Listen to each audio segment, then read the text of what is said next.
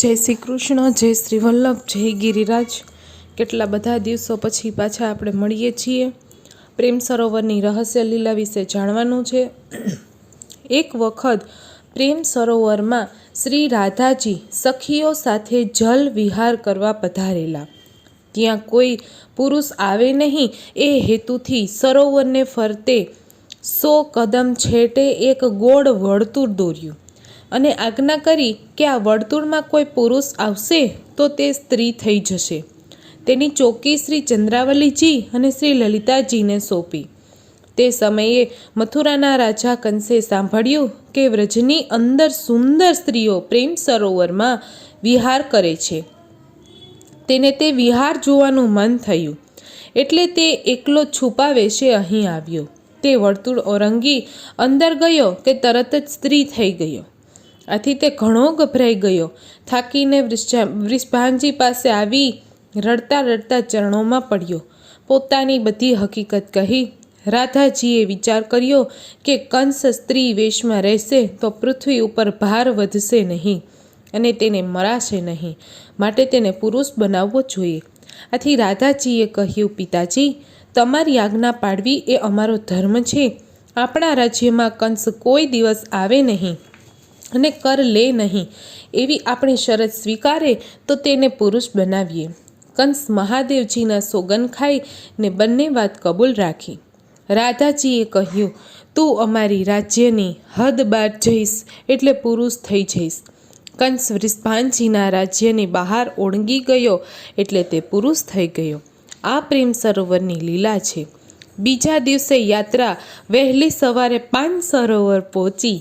ત્યાં આવેલ શ્રી મહાપ્રભુજીના બેઠકે દર્શન કરી ઝારીચરણ સ્પર્શ કરી ત્યાંથી થોડા અંતરે આવેલ મોતી કુંડ ઉપર આચમન કરી દર્શન કરી મોતી બિહારીજીના દર્શન કર્યા। અહીં આપણે ઇમેજમાં થોડી મિસ્ટેક છે તો માફ કરજો। મોતી કુંડ આવે છે। વૃષભાનજીએ તેમની દીકરી રાધાજીની સગાઈ શ્રી કૃષ્ણ સાથે કરી ત્યારે એક મોતીનો હાર ભેટ મોકલાવ્યો। રિવાજ પ્રમાણે નંદરાયજીએ તેથી વધારે કિંમત ભેટ મોકલાવવી જોઈએ। કૃષ્ણ મોતીનો હાર પહેરી મોતી કુંડ ઉપર આવ્યા। ત્યાં હાર તોડી એક મોતી જમીનમાં વાવી દીધું। નંદરાયજી અને યશોદાજીએ કહ્યું કે મેં મોતી વાવ્યા છે, તેમાંથી અનેક મોતી ઉગશે, ચાલો બતાવું। શ્રી કૃષ્ણે મોતી કુંડ પર નાના નાના ક્યારાઓમાં ઉગેલા છોડ બતાવ્યા, જેના ઉપર મોતીના મોટા મોટા ગુચ્છાઓ લટકતા હતા। આથી આ સ્થાન મોતીકુંડ કહેવાયું। શ્રી કૃષ્ણે અહીંથી મોતી વીણી માળાઓ બનાવી ગાયોને વ્રજ ભક્તો સાથે પહેરાવતા, માટે તે પણ મોતીકુંડ કહેવાયું। અહીં મોતીનું દાન આપવાનો મહિમા છે। કુંડ ઉપર શ્રી ઠાકોરજીની બેઠક છે। પછી ફૂલવારી કુંડ આવે છે। અહીં શ્રી કૃષ્ણે સખી વેશ ધારણ કરી ગોપીજનો સાથે ફૂલ વીણવાની લીલા કરી હતી। અહીં શ્રી ઠાકોરજીની બેઠક છે। ઠાકોરજીએ રાધાજીની વેણી ગૂંથી હતી। એક વખત સાંજી માટે શ્રી રાધાજી સખીઓ સાથે અહીં ફૂલ વીણવા પધાર્યા હતા। ત્યારે શ્રી કૃષ્ણે તેમને કહ્યું કે આ અમારો બગીચો છે, અમારી રજા વિના તમે કેમ ફૂલ વીણો છો? આ લીલાના પદ મુજબ, છબરિયા બોસકી ફૂલે ફૂલ ભરી, કબહું કટી પર કબહું પર કર કબહું કશીસ ધરી, કેસર ફૂલ બિનત રાધા ગોરી, ભોરી સંગ સહરજી બારી, જિનકી અંગ સુગંધ કેસર કી અરુ કેસર રંગ સારી। ત્યાંથી યાત્રા 13 કદમ પહોંચી અને અહીં કદમના ઝાડ ઉપર ચડી કૃષ્ણ બંસીમાં ગાયોના નામ દઈ દઈને બોલાવી હતી। ત્યાં રાસનો ચોતરો આવેલો છે। 5 સરોવર નંદગામના ગોંદરે 5 સરોવર છે। સરોવર વિશાળ છે। પાકો બાંધેલો ઘાટ છે। ચોમેર સઘન વૃક્ષરાજી છે। સરોવર ઊંડું છે। નંદરાયજીએ શ્રી કૃષ્ણના લગ્નની ખુશાલીમાં અહીં વ્રજવાસીઓને શાલ પામરીનું દાન આપ્યું હતું। તેથી વૈષ્ણવો તેમના ગોરને યથાશક્તિ વસ્ત્રનું દાન આપે છે। આ કુંડ સંવંત 1804માં બનેલો છે। 5 સરોવરના બેઠક ચરિત્ર। પાંચ સરોવરો પર શ્રી મહાપ્રભુજી 6 માસ સુધી બિરાજ્યા હતા. ઉદ્ધવજી પણ અહીં આવી 6 માસ સુધી રહ્યા હતા. મહાપ્રભુજીએ 6 માસ રહી નંદરાયજીને ભાગવત સંભળાવ્યું હતું. એક દિવસ એક મોગલ સરદાર તેના ઘોડાને પાણી પીવડાવવા 5 સરોવર આવ્યો. પાણી પીતા જ તેના પેટમાં પીડા ઉપડી એટલે ધરતી ઉપર આડોટવા માંડ્યો અને તેનું પ્રાણ પંખેરું ઉડી ગયું અને મરતાની સાથે જ તે ચત્રભુજ સ્વરૂપ ધારણ કરી વિમાનમાં બેસી વૈકુંઠ ગયો. મહાપ્રભુજીએ આપેલ દિવ્ય દ્રષ્ટિ દ્વારા તેમના સેવકોને આ ચમત્કાર જોયો. તે મોગલ સરદારે આપશ્રીને વિનંતી કરી, મને આપનો સેવક કરો. મહાપ્રભુજીએ કહ્યું, તારો અંગીકાર બીજા જન્મમાં થશે. પછી જ્યારે તેનો દેહ છૂટ્યો ત્યારે બીજા જન્મમાં તે જામનગરના વાસણજી નામના એક મોચીને ઘેરે જન્મ્યો. તેને વીર ઉપાસના કરી મેલી વિદ્યા શીખી હતી અને તે ગમે તેની ઉપર પ્રયોગ કરતો. એક સમયે એક વૈષ્ણવ સાથે તેનો ઝઘડો થતાં તેના ઉપર તેણે આ વિદ્યા અજમાવી, પરંતુ ત્યાં તેનું કાંઈ ચાલ્યું નહીં.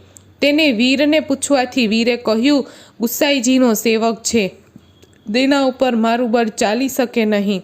આ વાત સાંભળી તે મેલી વિદ્યાનો ત્યાગ કરી ગુસાઈજીને શરણે ગયો અને તેમનો સેવક બન્યો હતો. હવે તે બ્રાહ્મણની માફક આચાર વિચારનું પાલન કરી રહેવા લાગ્યો. તેથી આસપાસના બ્રાહ્મણો તેની ઈર્ષ્યા કરવા લાગ્યા. તેઓએ જામનગરના રાજાને ફરિયાદ કરી. રાજાએ તેને બોલાવી પૂછ્યું, તો શુદ્ર થઈ બ્રાહ્મણ જેવા ધર્મનું પાલન કેમ કરે છે? ત્યારે તેણે કહ્યું, હું વૈષ્ણવ થયો છું. રાજા, હવે તેવું કેમ બની શકે? બ્રાહ્મણ ભ્રષ્ટ થાય તો શુદ્ધ બની શકે અને શુદ્ર થાય તો શુદ્ર થાય. બ્રાહ્મણ કદી ન બની શકે. દૂધની છાશ થાય પણ છાશનું દૂધ કદી ન થઈ શકે. વાસણજીએ ફરીથી કહ્યું કે પ્રભુની કૃપા થાય તો છાશનું દૂધ પણ બની શકે. રાજાએ તરત જ છાશ મંગાવી આપી અને વાસણજીને તેને દૂધ બનાવવા કહ્યું. વાસણજીએ પોતાના પ્રસાદી ઉપરણો છાશ ઉપર ઢાંકી શ્રી ગુસાઈજીને વિનંતી કરી કે જો હું વૈષ્ણવ હોઉં તો આ છાશનું દૂધ અવશ્ય થશે. ગુસાઈજીની કૃપાથી તે છાશનું દૂધ બની ગયું. તે પછી વાસણજીનું ગામમાં ખૂબ જ માન વધી ગયું. 5 સરોવરની બેઠકજીનું આ મહાત્મ્ય છે. 13 કદમની બાજુમાં આસપાસ અને આસેશ્વર મહાદેવજીનું મંદિર આવેલું છે. આ સ્થળોએ દર્શન કરી સર્વે વૈષ્ણવો ઊંચી ટેકરી ઉપર આવેલ શ્રી નંદરાયજીના મંદિરે પહોંચ્યા. નંદ યશોદા અને તેમના બંને લાલ શ્રી કૃષ્ણ દેવના દર્શન કર્યા. નંદ મહોત્સવ આનંદ માણ્યો. રાસલીલામાં સાંજે 13 કદમની રાસલીલા જોઈ તૃપ્ત થયા. ઉદ્ધવ ક્યારી હવે યાત્રા વહેલી સવારે લલિતા કુંડ, વિશાખા કુંડ, મોહન કુંડ અને ઉદ્ધવ કુંડ થઈ ઉદ્ધવ ક્યારી પાસે આવી. આ એ સ્થળ છે કે ઉદ્ધવજી જ્યારે શ્રી કૃષ્ણનો સંદેશો લઈ નંદગામ આવેલ ત્યારે ગોપીજનો સાથે તેમનો સંવાદ થયો હતો. તેના ફલ સ્વરૂપે ઉદ્ધવજીને પ્રેમ લક્ષણા ભક્તિનો મર્મ સમજાયો હતો. અહીંથી પાછા આવતા નંદ પોખર, યશોદા કુંડ, મધુસૂદન કુંડ, છાશ કુંડ તેમજ શ્રી છછિયારી દેવીના દર્શન કરી હાવ બિલાવ જોઈ સર્વે પાલ પર આવ્યા. રાસલીલામાં રાતના ઉદ્ધવ ક્યારીનો રાસનો આનંદ માણ્યો. ઉદ્ધવ ક્યારીનો રાસ 5 થી 6 કલાકનો હોય છે. આવા અલૌકિક રાસને આનંદ માણીને નંદ ગામની યાત્રા સફળ બનાવી. આવતીકાલે વહેલા પહોંચી જજો. આવતીકાલે આપણે કોશી જવાનું છે. આજનો સત્સંગ પૂરો થાય છે. વિડીયો ગમ્યો હોય તો લાઈક, શેર, સબસ્ક્રાઈબ કરજો. જય શ્રી કૃષ્ણ, જય શ્રી વલ્લભ, જય ગિરિરાજ. આવતીકાલે ફરી પાછા મળીશું.